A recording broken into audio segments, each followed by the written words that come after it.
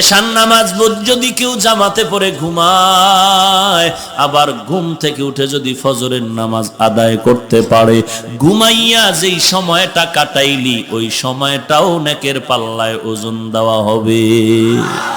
মাকুন সুসুতি নামাজে পাঞ্জে গানা ফাওয়াইলুল লিল মুসাল্লিনাল্লাযিনা মুমিনারা ইনামাজে ইমদাদে দা ইস্তাইনু আয়াতে কুরআন